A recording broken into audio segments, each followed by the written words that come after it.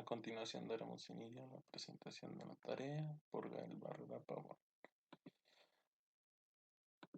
Vamos a hablar acerca de lo que es un bus. Y en informático un bus es un conjunto de líneas de comunicación o cables que permiten el transporte de datos entre diferentes componentes de un sistema informático. El bus puede transmitir ya sea datos, direcciones, señales de control, lo que facilita la interacción con entre la CPU, memoria y los dispositivos de entrada y salida, como otros de los componentes del sistema que conforman una computadora. Ahora vamos a hablar acerca del BIOS. El BIOS es un conjunto de instrucciones almacenadas en un chip de memoria en la placa de la computadora. Y hablaremos acerca de la función principal, que es inicializar y probar los componentes del hardware del sistema, como el procesador, que en este caso sería la CPU, la memoria RAM, los discos duros, la tarjeta gráfica, entre otros.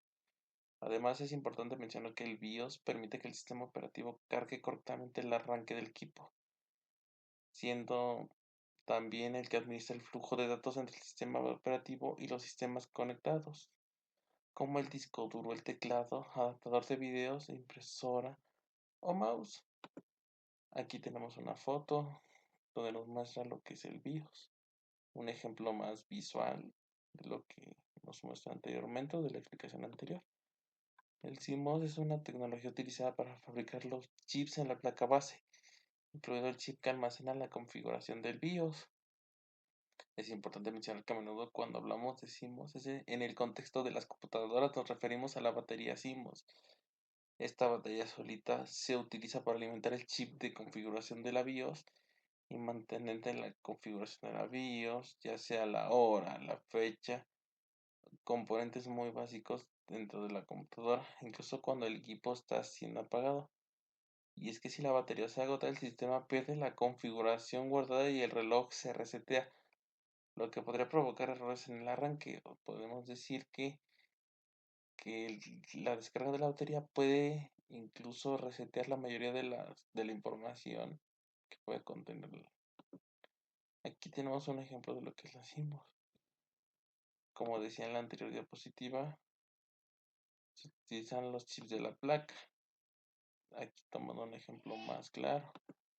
La CPU es el procesador de la computadora y se le conoce como el cerebro del sistema, siendo uno de los componentes principales dentro de nuestra computadora. No necesariamente tiene que ser el más importante, pero sí es de los principales porque es el que maneja casi todo. Aquí, como se menciona, es el componente encargado de realizar las operaciones de matemáticas, lógicas y de control que permiten ejecutar operaciones, programas y procesar datos. En términos simples, la CPU ejecuta las instrucciones de los programas, realiza cálculos y toma decisiones basadas en las instrucciones. Tiene algunos componentes como las unidades aritméticas lógicas, ALU, que realizan cálculos. Los registros para almacenar temporalmente datos, instrucciones y las unidades de control que gestionan el flujo de datos dentro y fuera de la CPU.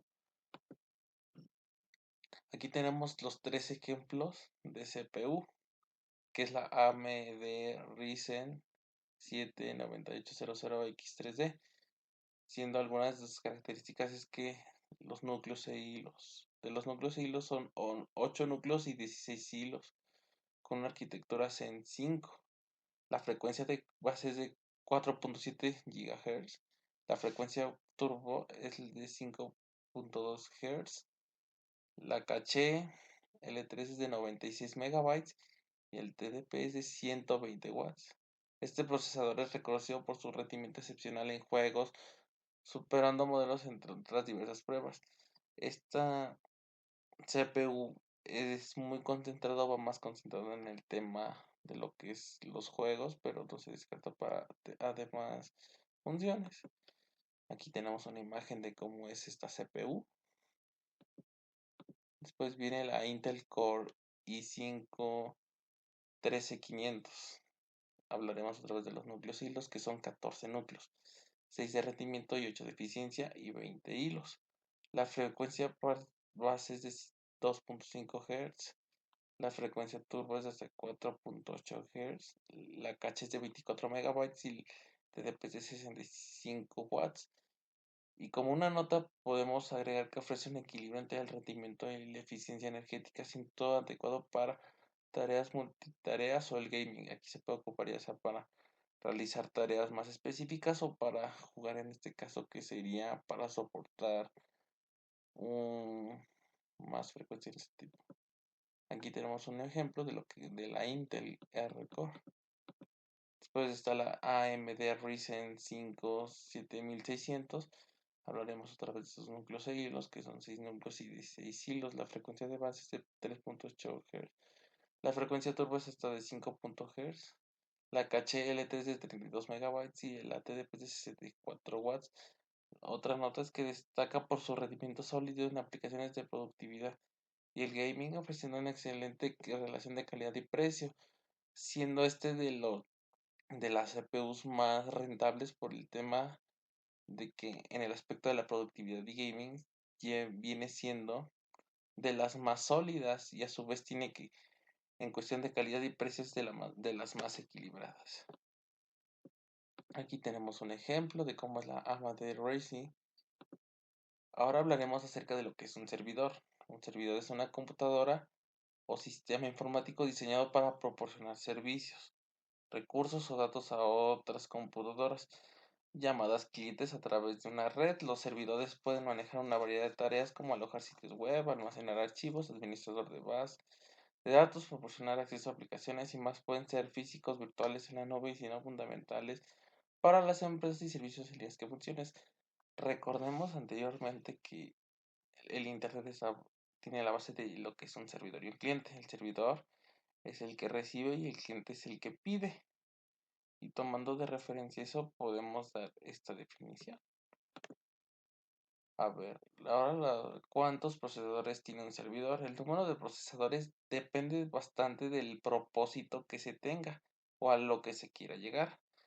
Los servidores pueden tener desde un solo procesador hasta múltiples procesadores. Los servidores de gama baja o media suelen tener entre uno a dos procesadores, siendo de los más pequeños o de los que no ocupan tantos procesadores en ese tema. Los de gama alta ya ocupan más procesadores porque hacen tareas mucho más complejas.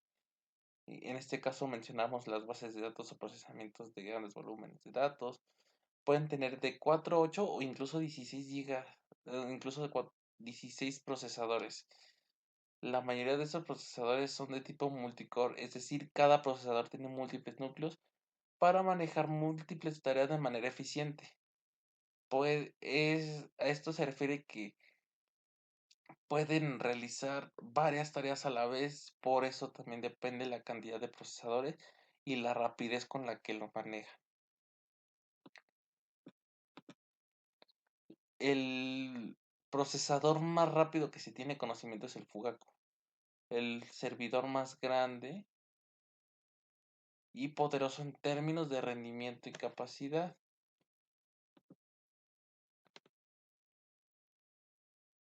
De procesamiento en la supercomputadora Fugaku. La ubicación o la creación fue en Japón en el Riker Center for Computational Science. La clasificación ha sido clasificada como la supercomputadora más potente en varias ediciones del ranking Top 500. Su sistema operativo son personalizados basados en Linux, algo que ya vimos en la clase, específicamente adaptados para manejar este hardware de alto rendimiento. Usan una versión de Linux modificada para la arquitectura ARM. Y aquí hablaremos porque es el más grande. Es el considerado el servidor más grande por su impresionante capacidad de procesamiento. Utiliza tareas que requieren simulaciones complejas como el modelado de pandemias, cambios climáticos, materiales avanzados y otras áreas de investigación científica. Este servidor es muy, pero muy poderoso y